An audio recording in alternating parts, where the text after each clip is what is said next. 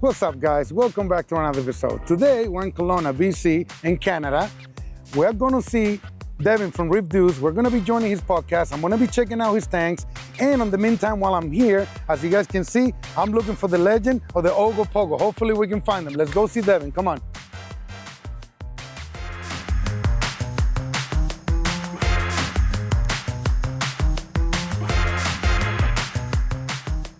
Devon? Good to see you. Well, good to see you again, man. I can't believe I'm in your neck of the woods I here in know. Canada, right? Exactly. I never thought I'd see you on this half of the world, so welcome. Yeah, I will see you on my store. I will see you at the Reefapalooza shows Yep. for many, many years. And to say the least, what a surprise to see this beautiful tank that you got going on here. Thank you. We're going to be doing a podcast also on your Yep. channel a little later, ReefDude's, right? Yep, should be good. So anyhow, let me start with the most common question. Is this a Red Sea tank, am I right, or water box? Water box. Water box. Yep. It's a Peninsula tank. Yep. And how many gallons is it? The display's around 180, a little over. So plus some. 6 feet by 25 by 24. So 2 feet deep, 25 inches tall. So I gotta ask, this tank is very well grown. How long has it been running for? About 4 to 5 years. 4 to 5 years? Yeah. And what you had before this? Oh, I've upgraded so many times. Like I started with like a little 12-gallon tank, then it was a 30, then I had Yeah. 100 and something. So there's been probably 5 or 6 upgrades. I just slowly keep going bigger as you run out of space. Gotcha. So how long you been in the hobby now? Probably about 10 years. 10 years? Yeah, ish. How you get into it? Originally, when I was younger, I had tanks, and then, it kind of went away, but not saltwater, just freshwater. Then I got into planted tanks for a while, and my wife now, at the time, she had a tank that was in her apartment. I was like, what are you doing with that? I'm like, I'd like to have a tank again. Yeah. I just started the addiction. And then one day I was like, how hard can saltwater be? So I converted one to saltwater, and I was hooked. I can tell you travel all over the world now. Yeah. You do your podcast. I mean, you definitely got a lot going on. Oh yeah, definitely. It's addicting. I love it. So I'm gonna start with the corals on this tank, Yep. and I can't help but to see how beautiful it looks. So natural and so overgrown. I mean, it looks incredible to say the least. So it's aquapora dominated with some LPS and a couple softies in the bottom.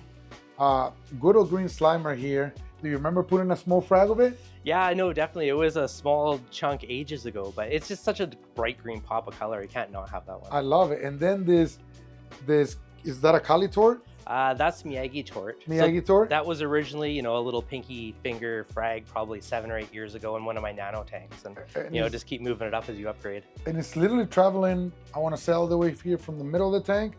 Yep. So, I mean, I want to say, if I have to take a guess, it's about 30 inches long, and it's going out. There's colonies in between, which it looks like in nature. Yeah, I love it. I don't like when tanks are too manicured. That being said, this is overgrown for sure. Yeah. But I also like the overgrown look. It looks more natural.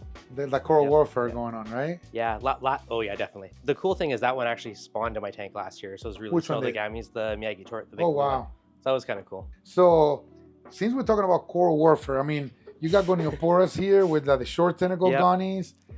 You got the palitoas over there that they're swallowing up the Yeah, aurecheos. this is the bane of my existence in the tank. I don't even remember adding them. It must have hitched a ride on something. Yeah. And there was I remember a few months ago, there's a couple there, and I was like, oh, I should calc paste them. Of course I didn't. I would take it over. So there's tons of beautiful zoas that are lost to this. So I'm probably going to pop this whole rock out and build a new one to replace this and just Gotcha. attempt to rid them. But then you're going to have to get rid of them as well, and the ones back there. Yeah, I know. It's, So it's you got a some battle. work to do. It's a battle. So it's definitely due for a makeover. I thought about it, and I started to tack some stuff up, but then I didn't want to go too crazy because I knew you were coming, so I didn't want Yeah. to completely butcher the tank first. So maybe you can do the reset after this, because there's a couple colonies you definitely got to work on. Yep. It's just that, I mean, look at this Sunset Montipora here, battling with the zoanthids. Yep. And you see the Aquapora warfare with the clove polyps just Yeah, navigating. those through are the reef. actually growing over the bottom. I ripped a bunch off the other day when I was hacking stuff down. Yeah, they're looking incredible, Yeah. man. Like, I love this guy, the Bernardopora, but again, Yeah.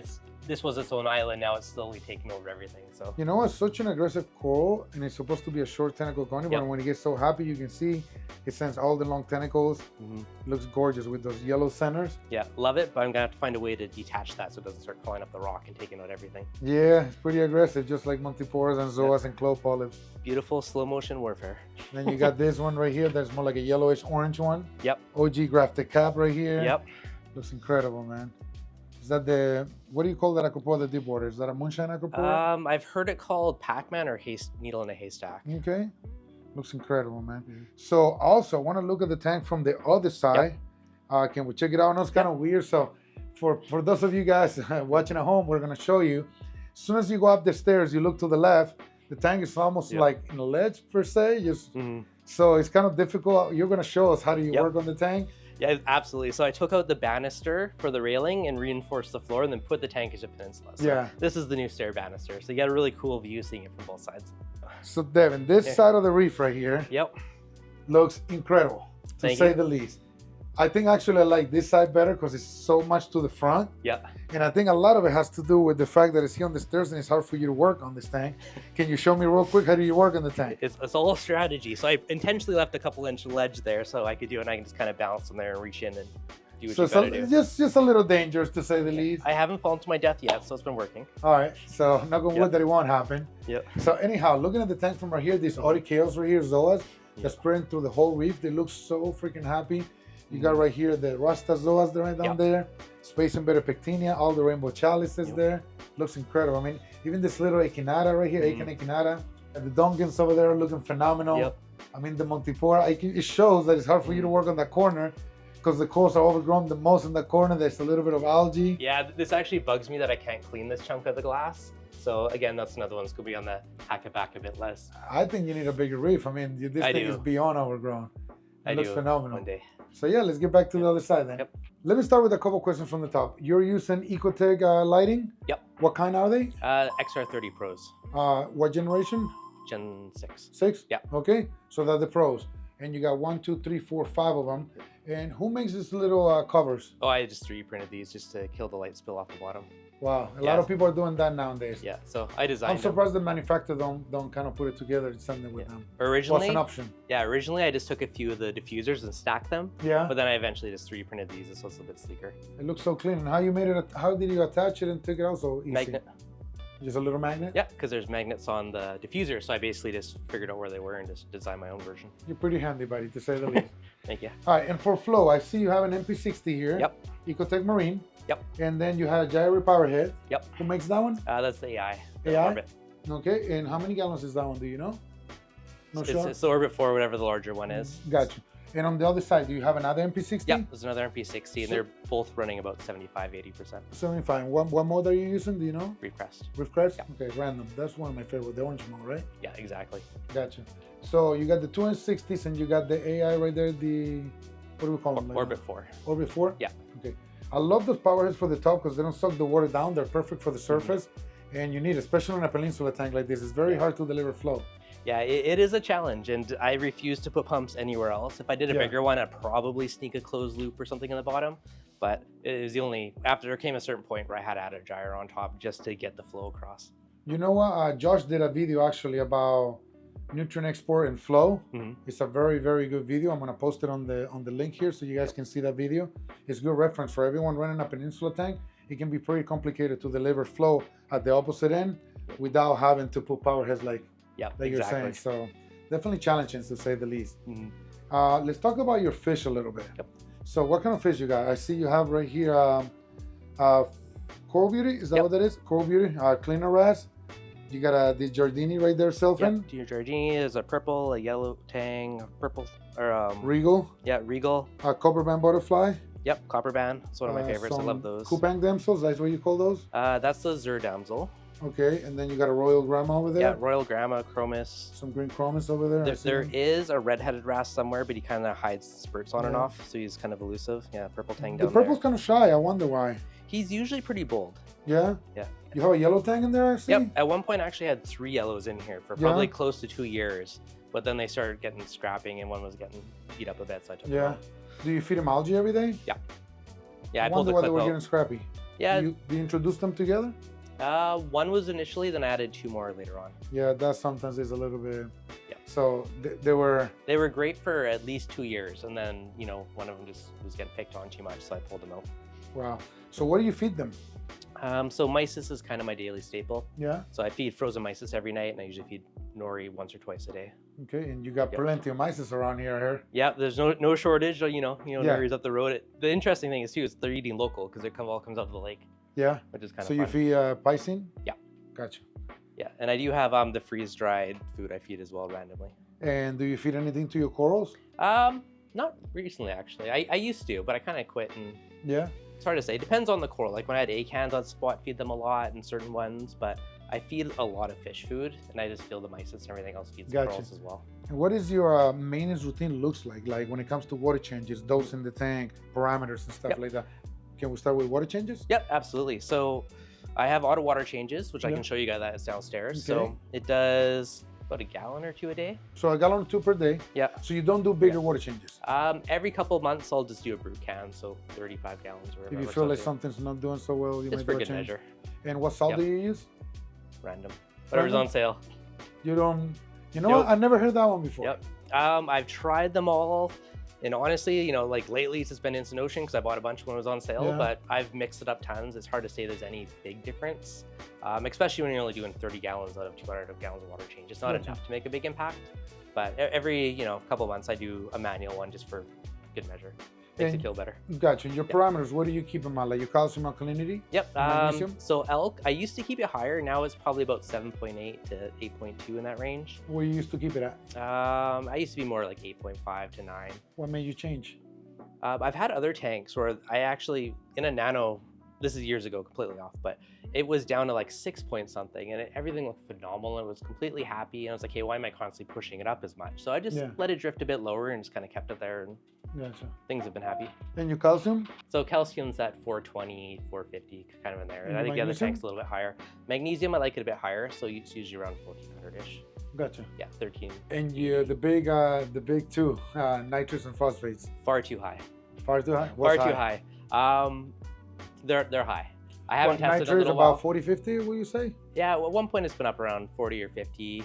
Okay. I haven't tested in a little while. I ran out of reagent. I just haven't tested it. My phosphate was pretty high, so I actually threw some GFO in there a little while ago just to knock it back What down. about your phosphates? What do you notice in those when you get, what happens when you Honestly, get phosphates really high? I don't find it that big of a difference, to No. be honest. Like, I used to worry about it. I used to, my early days of reefing, I'd run too much GFO and all it does is, starve your corals. Yeah, So I personally haven't really had an issue with being higher.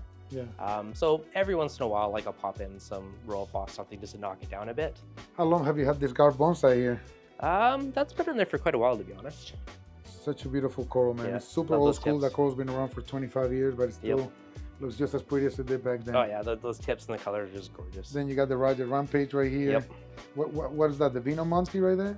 Not a clue what that Not one's sure. called. The I had a Beach Bomb buddy. or something like that. Yeah, I had a buddy that had a bunch of fancy high-end corals, and I just bribed him for a little fingernail of it a couple Gotcha. years ago, and finally started to grow into something. Yeah, it takes a Noticeable. while. Sometimes they gotta sit there for like a year or two before they Yep. take off, right? Yep. So anyway, where were the phosphates at? I can't even find it. But they're they pretty were high. high. They were high.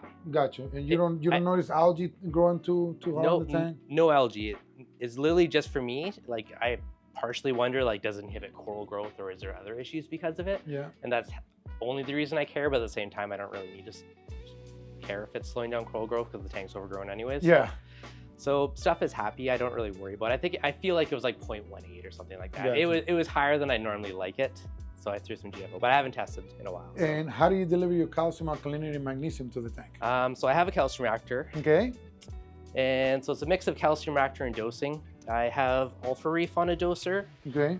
which does about 100 mils a day.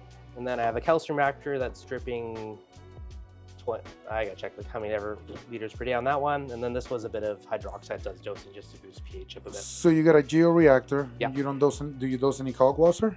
I was dosing it for a while, and then I had a little leak, so I pulled it off and popped on some regular dosing, and I just haven't bothered changing it back yet. So no AMB, just basically the calcium reactor. Yeah, so that does the bulk of it, plus 100 mils of Alpha Reef, which is doing a bit of the trace and dosing on top of it. Gotcha. Yeah. And So then I was playing sodium hydroxide a bit, which is kind of nasty, not recommended, but it works. is your well. filtration on this side? Both sides. Both sides? Yeah. The nice part of a peninsula. Okay, so you got a big giant geo sump. Yep. And you got a roller mat. Yep, so I got this is kind of a custom one, but off the Claire C version 2. So Okay. the filter roller, Bubble King mini skimmer, Refugium, which I have the AI Blade Fusion here. Okay, what are you growing on the Refugium? Just Chaeto. The Chaeto? Yep. And do you have any controllers in here? Yep, In the system. there's an Apex on it. And what do you run on the Apex? Automation. So everything on this tank is automated. If my It does your water changes? does my water changes, if my RO bin is low, it refills itself. Okay. If turns the calcium reactor, CO2 solenoid on and off, T-bit. So most things are automated on this. I figure because you're Yeah. an IT guy, you like Oh, yeah. you like technology a lot.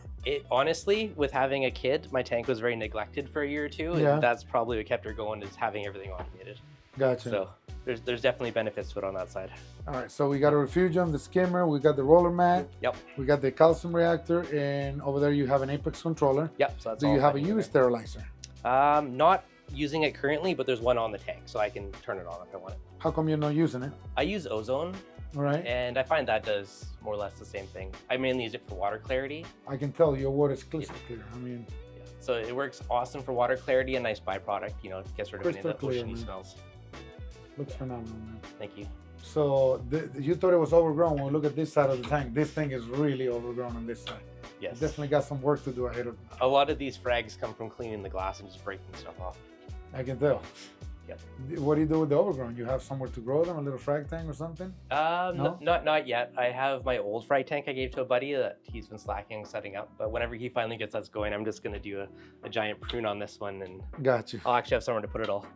Oh, look at this. So you got all these Versa pumps right here from Ecotech Marine. Yep. That's cool how you did this little control panel. Thank you.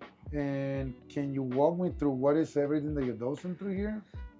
So these were, at one point they were doing calcium reactor and auto water changes everything through theirs. Right now I have it set up to do it through the dose.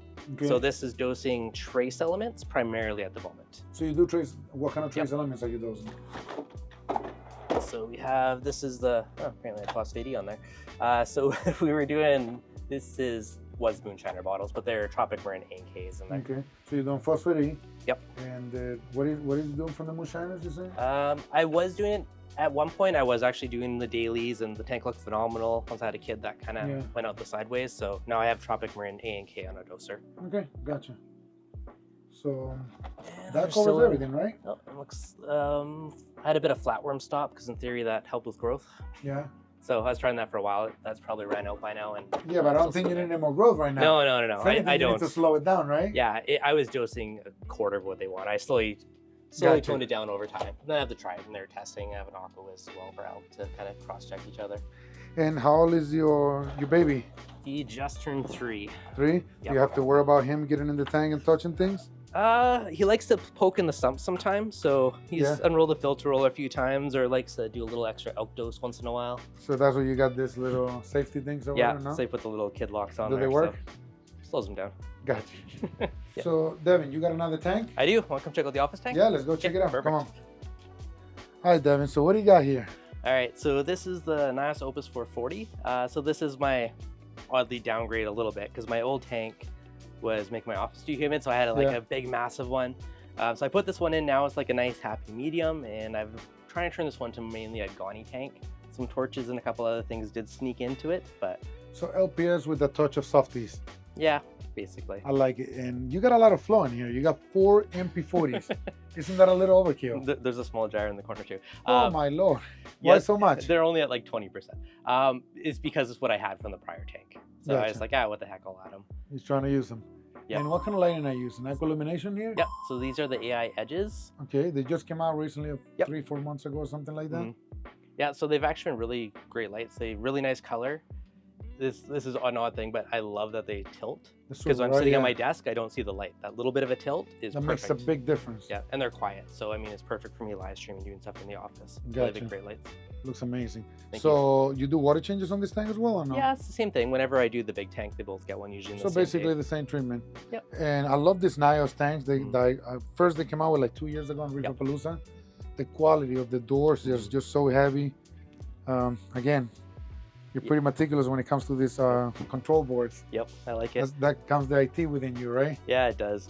Normally it's a little better on the wire management and everything else, but yeah, it's the same thing with this one. It's still, most things are automated, like the ATO refills itself and all that type of jazz. So Gotcha. most of the tanks are pretty self-sufficient, other than, I feed it frozen food every night. And you got an Avast Marine outer feeder over there? Yep. And what kind of pellets are you putting in there? They're reef jerky, so they're freeze-dried Yeah. food. Cool. Well, it looks phenomenal, buddy. Keep up the good work on this tank, man. Awesome. Can't wait to see it more grown. Yeah, I can't wait till it grows in. Looks great, man. It's a pleasure. Thank you for having me Awesome. over. Thanks so much for Your coming tank over. looks phenomenal. I can't believe the growth that you have in here. I hope you guys really enjoyed this Yep. video. I sure did. Don't forget to subscribe to our channel. Give us a like. Post some comments below. We'll see you guys soon in the next episode. Thanks Awesome. again, buddy. Thanks.